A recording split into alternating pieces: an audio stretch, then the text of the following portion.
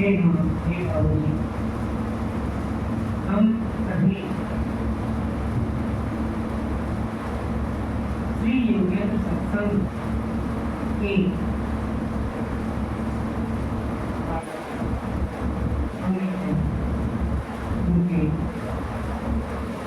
उनकी परंपरा में आपकी सेवा में हमें लगे रहना चाहते हैं। और हे माँ, हे बाबूजी, संसार में नाना बाधाएं हैं जो हमें आरोपी करती हैं, लेकिन आपकी कृपा, आपकी दया, आपकी मर्जी, भक्ति से हम सभी आपको की सेवा में लगे रहते थे। यह संसार जिसे आपने रचा है, जिसे आपने इतना सुंदर बनाया है, मानव यदि उसे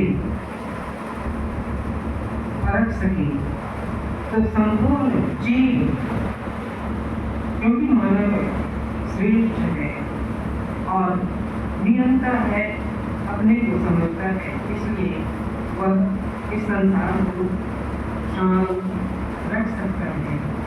लेकिन आपकी कृपा के बिना कुछ भी संभव नहीं।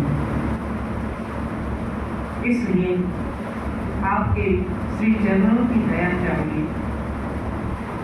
हमें उन श्री चरणों को स्मरण करके ही संसार के काम में आगे बढ़ना है, और बाकी आप हमें राह दिखाते हैं, हमें चलने के लिए प्रेरित करते हैं।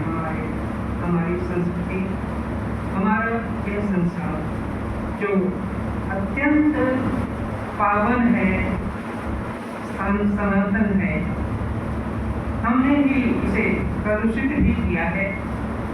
लेकिन यदि आपकी भक्ति मिल जाए, आपकी दया मिल जाए, तो यह संसार स्वर्ग हो सकता है।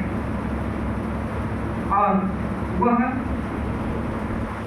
स्वर्ग जहाँ हर मनुष्य एक दूसरे से प्रेम कर सके, हर मनुष्य एक दूसरे के लिए सहायक बन सके, ऐसे शाश्वत संसार की रचना हो सकती है। सत्य की हम श्री चरणों में सतत लगे रहें। हे माँ, हे बाबूजी, आज मानवता छिन्न भिन्न हो गई। हम स्वार्थ में इतने जकड़ चुके हैं कि हमें पड़ोस में रोता हुआ, पड़ोस में व्यथित आदमी नहीं दिखाई पड़ता है। ऐसी स्थिति में आपकी दया चाहिए, और तभी वह परम शांति हमें दिख सकेगी। हम एक दूसरे से प्रेम कर सकेंगे, हम एक दूसरे के लिए सहायक हो सकेंगे। मानव धर्म यही कहता है, लेकिन हम मानवता को भूल जाते हैं। हम सत्पथ पर चलते रहें तो दिक्कत नहीं, लेकिन हमारे स्वार्थ हमें जकड़ देते हैं, और उस स्वार्थ ने हमें इतना अतिक्रम कर दिया है कि हम भूल जाते हैं कि हमारा परम धर्म है क्या है। उपनिषद ने, वेदों ने, धर्म ग्रंथों ने, अन्य धर्म ग्रंथ जो हमारे शक्ति भाव में लगे हुए हैं, उन सबों ने एक ही संदेश दिया है, और वह है कि हम मानव की सेवा करें। मानव है और मानव के लिए जिए, और मानवता जब होगी तो समस्त जीव को हम एक ही भाव से देखेंगे। उनमें भी वही प्राणी है, चाहे वह कोई जीव हो, कोई जंतु हो, और सबका मूल आप ही में है।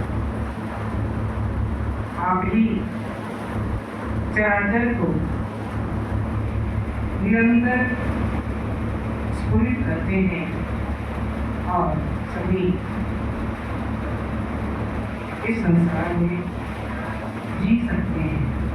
लेकिन जब हमें वह त्याग का भाव आ जाएगा तो सचमुच में हम एक दूसरे से प्रेम करने लगेंगे। स्वार्थ हमें बांध देता है, त्याग हमें विस्तृत करता है, और यही विस्तार धर्म का मूल है। और धर्म सच में आपके श्री चरणों में रहकर सीखा कि धर्म सच्चाई को धारण करना चाहिए, मानवता को धारण करना चाहिए, और यही मानवता मूल मंत्र है हमारी संस्कृति, बल्कि संपूर्ण संसार में जितने भी महात्मा आए, जितने भी संत आए,